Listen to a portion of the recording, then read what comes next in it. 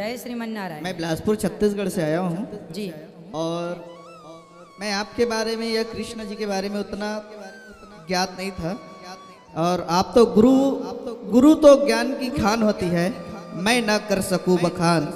जीना है तो अनुराधा महाराज के चरणों में जिए, यही गुरु का निदान, यही है गुरु का निदान। खुश रहिए। मैं रियली में कुछ नहीं जानता था। मेरी धर्म पत्नी आई है, मेरा 1 से 1.5 साल पहले शादी हुआ है जी जी। और उन्होंने मुझे आपके बारे में बताया। और मेरे पिताजी अभी 11 दिसंबर के ब्रेन हेमरेज में 55 साल की उम्र में उसका एक्सपायर हो गए। वो भी मतलब मैं बिलासपुर में रहता था, मेरे पिताजी से मैं 130 किलोमीटर दूर में हमेशा रहता था। मेरे पिताजी जब भी मैं घर जाता था तो मतलब मेरे पिताजी थोड़ा से राजनीति में थे, तो मैं गांव जाता था तो राजनीति वाले लोग ऐसे हैं वैसे, मतलब मेरे पिताजी को कोई बारे में कुछ बोलते थे तो मेरे गुस्सा बर्दाश्त नहीं होता था ठाकुर जी। और मतलब मैं उनका कोई गलत नहीं सुनना चाहता था पिताजी के बारे में। तो मेरे जो शक्ति प्रदर्शन करना था, लड़ाई मतलब मैं कर देता था। मतलब उनसे मतलब मैं अपने पिताजी को ना सब चीज़ मानता था। और वो इस दुनिया से चले गए अभी 11 दिसंबर को। और मैं चाहता, वो उनका शौक था कि आपकी मुख विकास मतलब मुख से मतलब आपके द्वारा मेरे घर में कथा हो।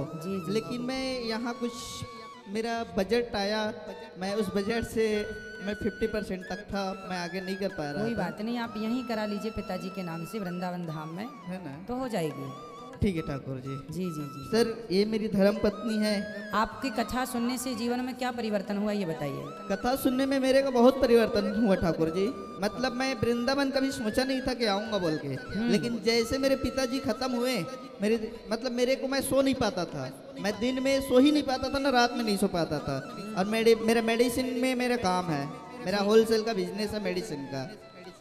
लेकिन मेरी पत्नी बताई आपके बारे में, यूट्यूब में मैं कार में फील्ड में रहता था तो पर भी आपके बारे में सुनते लगता था, मतलब कार में भी मतलब सोता था तो पर भी। तो मुझे अचानक से मैं अपनी पत्नी को बोला चलो हम लोग वृंदावन जाते हैं, और हम लोग आज 6 दिन हो गए वृंदावन आ गए हैं सर।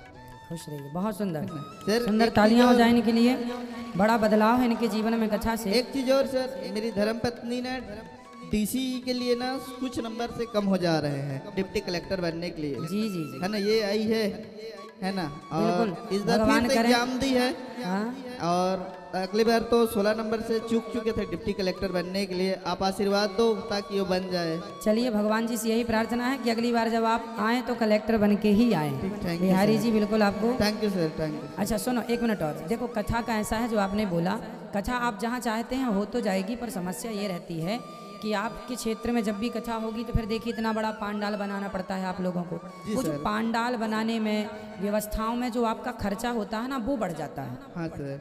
हमारी ओर का हमारा कोई खर्चा नहीं रहता कथाओं में। कथाओं में व्यवस्थाओं का, जैसे पांडाल बनाएंगे उसका खर्चा लंबा हो जाता है। व्यवस्थाएं ऐसी होती हैं हमारे साथ, पूरी टीम, टीवी की टीम सहित 50 लोग आते हैं। और जहाँ जाते हैं तो दूर दूर से लोग आते हैं कथा सुनने के लिए, तो वहाँ उनके रहने की, खाने की सब व्यवस्थाएं आपके माथे आती हैं, उससे खर्चे बढ़ जाते हैं। इसलिए आप लोग वृंदावन आ जाते हैं तो आपके जो बजट होते हैं, आप तो जो भी होता है उसी में हो जाता है काम। इसलिए वहाँ जब यहाँ से कहीं जाते हैं कथा के लिए तो फिर वहाँ के वो टीम का जो आपके वहाँ का अब प्रचार आप करेंगे उसका बजट आपको लगेगा, टेंट लगवाएंगे उसका बजट लगेगा, व्यवस्थाएं करेंगे उनका पैसा लगता है। हमारी तरफ का कोई खर्चा नहीं है विशेष। ठीक है, जी थैंक यू सर। खुश रहिए।